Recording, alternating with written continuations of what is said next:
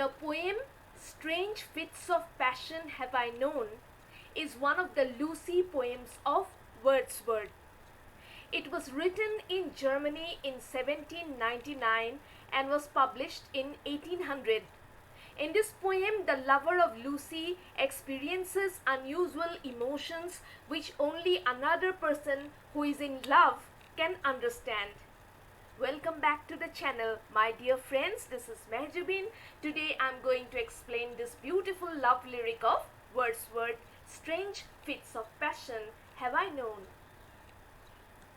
Strange fits of passion have I known, and I will dare to tell, but in the lover's ear alone, what once to me befell.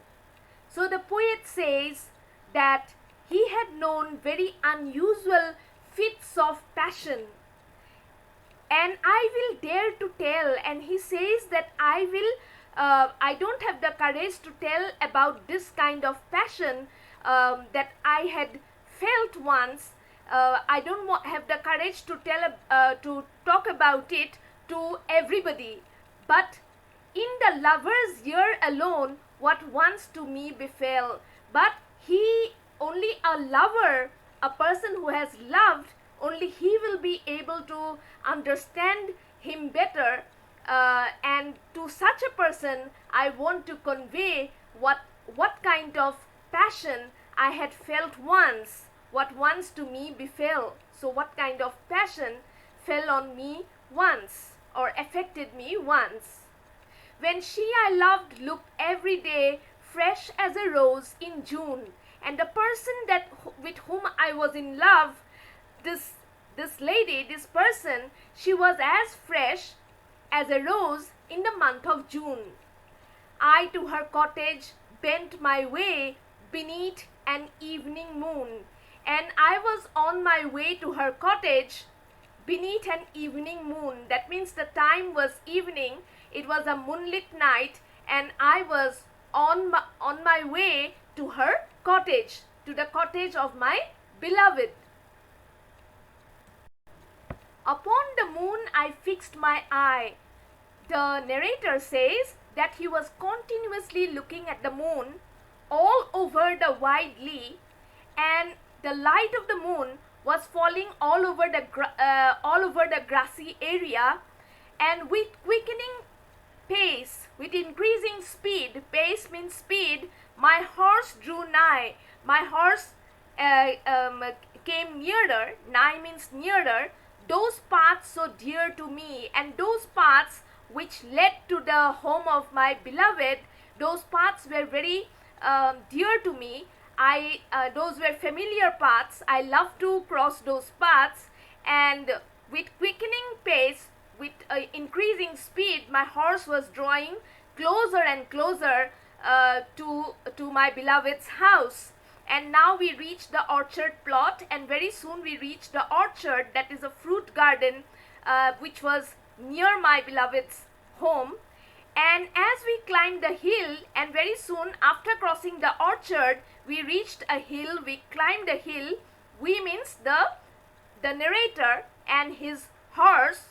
The sinking moon, the fading moon, the moon in the evening sky, the sinking moon to Lucy's cot means cottage, the cottage in which Lucy lived, came near and nearer still, and the moon seemed to be coming closer and closer to us.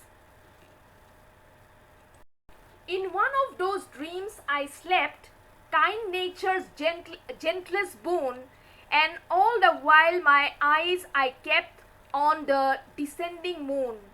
And as the narrator kept on advancing on that strange moonlit night, in one of those dreams I slept, he felt as though he had fallen asleep, kind nature's gentlest boon, and it looked to be a miraculous night to him, and he felt as though nature was being kind to him, and that night appeared to be like some boon to him, because he was going to meet his beloved.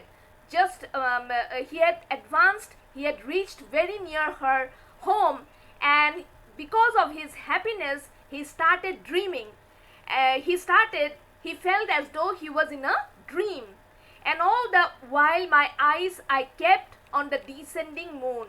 And all the while, as I kept advancing on my horse, my eyes were fixed on the moon, the light of which was fading, was beginning to fade now.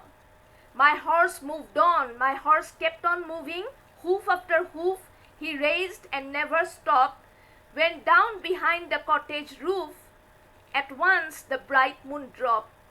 And then there came a point of time when the moon disappeared behind the roof of the cottage.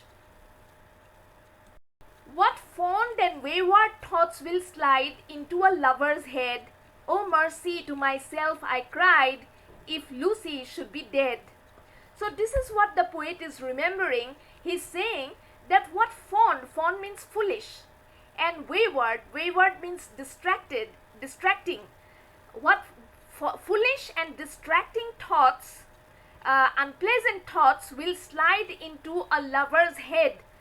At that moment, when he saw the light of the moon fading and he saw the moon disappearing completely behind the roof of the cottage in which Lucy lived, he saw a kind of darkness enveloping in the atmosphere outside.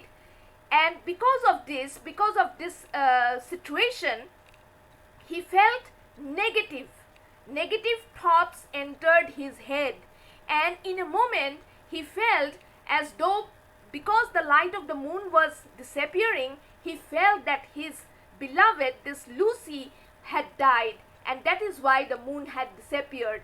And because of his fear, he started shrieking, he started shouting, oh mercy, to myself I cried, if Lucy should be dead. So he feared that his beloved Lucy was dead, and that is why the moon had faded completely. He somehow, at the back of his mind, he believed that the rays of the moon, the moonlight, was directly connected to the life of Lucy.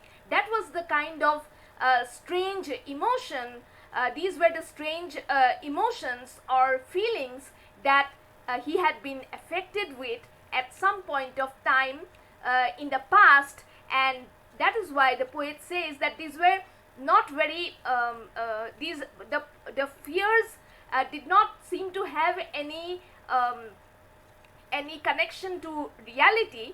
The fears were baseless, but still he did have fears, and now he is remembering those strange fits of passion that he had had in the past because of his concerns for Lucy, because of his concerns for the safety and well-being of his beloved Lucy. And these were the fears that he expresses in this poem. With that, I come to the end of the explanation. I do hope that you have understood this poem. Until the next time we meet, bye.